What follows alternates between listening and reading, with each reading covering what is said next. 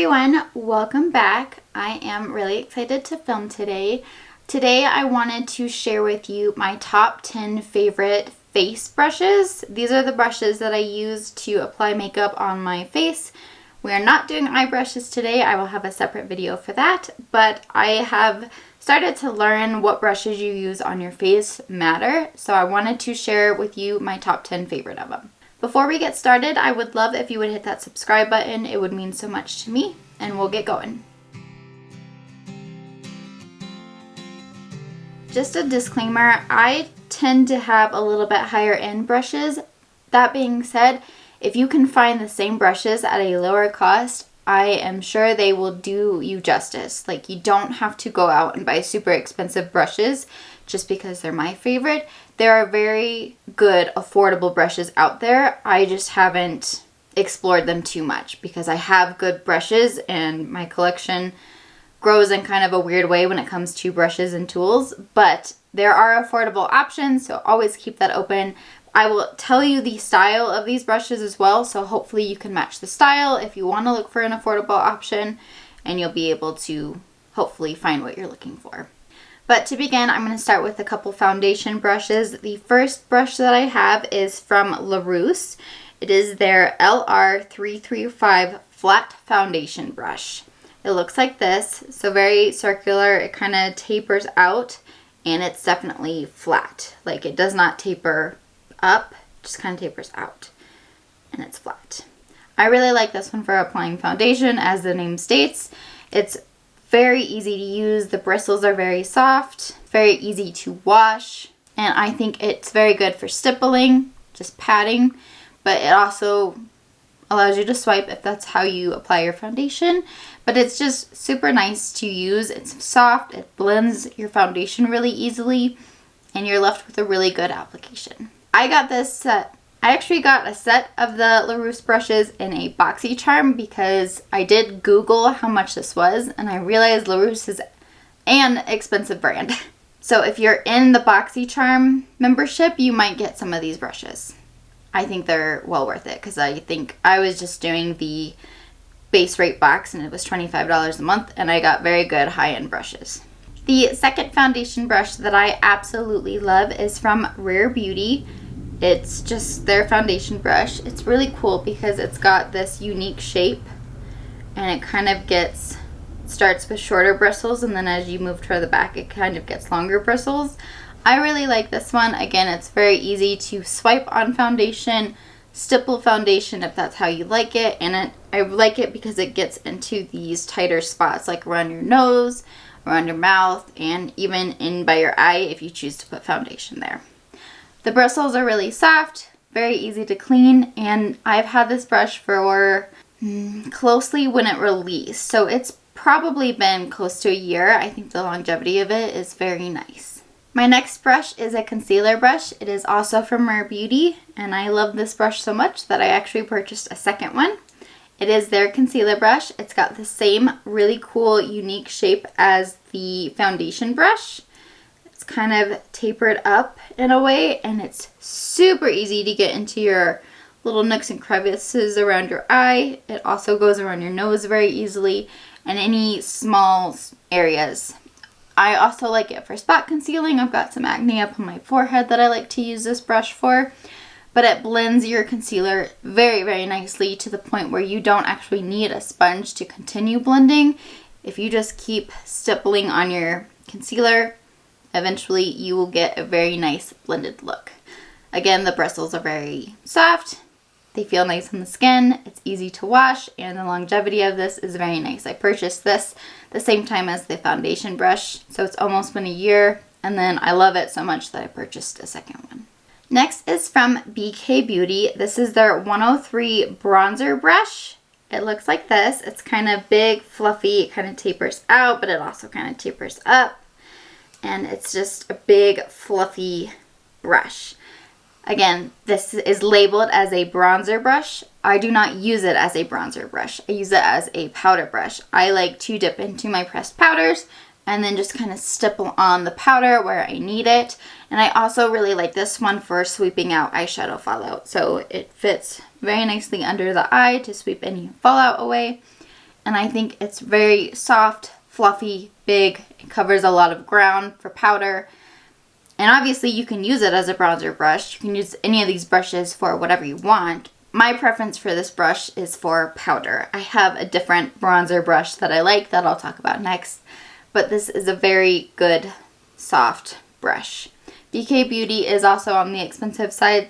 I don't know if it comes in like a subscription box like BoxyCharm or not, but I will say if you do invest in these brushes, you won't be disappointed. Decay Beauty has very good face brushes, but they've also got some really good eye brushes too. Onto my favorite bronzer brush. This is from Luxie. It's their 504 large angled brush. It looks like this, so it definitely is angled upwards, but it's kind of tapered. And mine, it kind of fans out in the back because I've used it so much, and then it's kind of smaller towards the front. But it's got this really cool oval shape, and I really like this for bronzer. I think it fits right here very, very nicely on my face, where I think this one is a little bit too big for me. So I really enjoy this one. Luxie is a really good brand. I know they come in BoxyCharm subscriptions. I've got quite a few Luxie brushes from that. But I also believe that they're just a really good brand in general for brushes. This has held up very nicely. I've had it for almost a year as well. It's very soft. It applies your makeup beautifully. You can definitely stipple with it. You can do full circular motions with your bronzer if you want. I tend to use a mixture of both of those maneuvers, and I really like how it fits right here.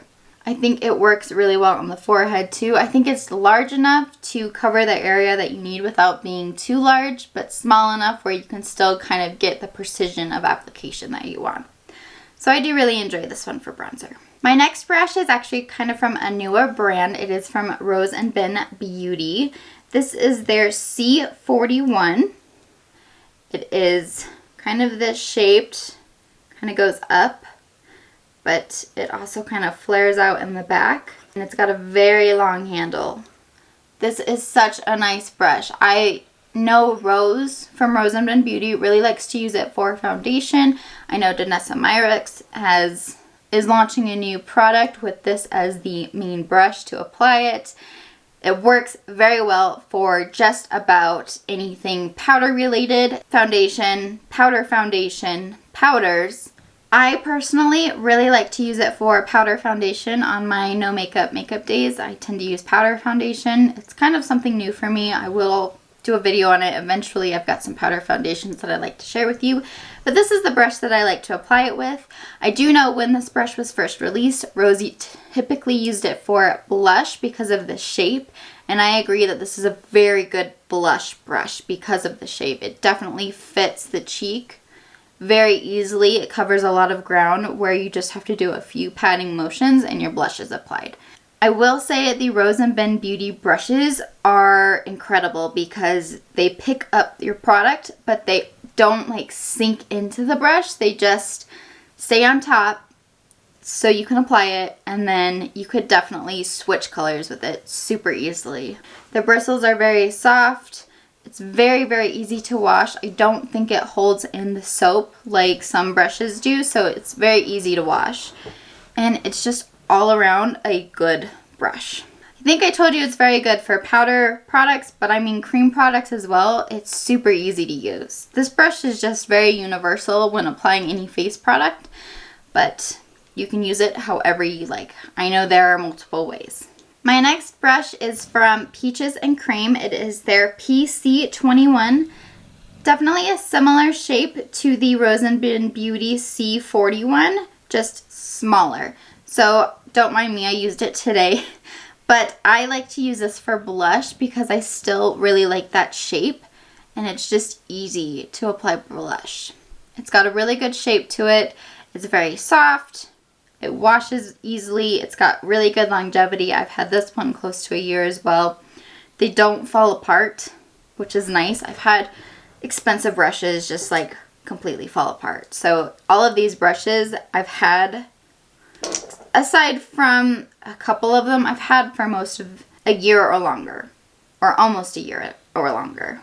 So they all really have good longevity, and then this is just a really good blush brush just because of the shape. It's very similar to the Rose & Bend Beauty.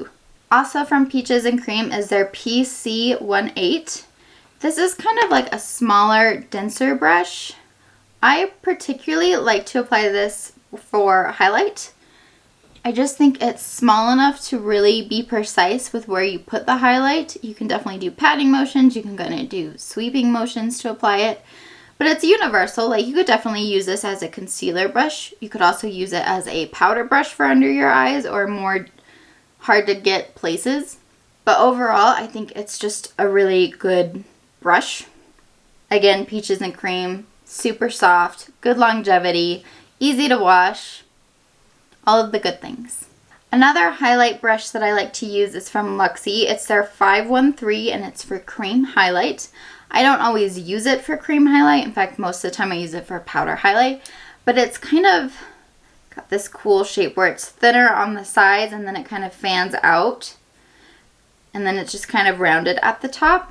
But again, like the Peaches and Cream highlight brush, it's just small enough to kind of be precise with where you want your highlight. It fits easily on the nose, above the brow.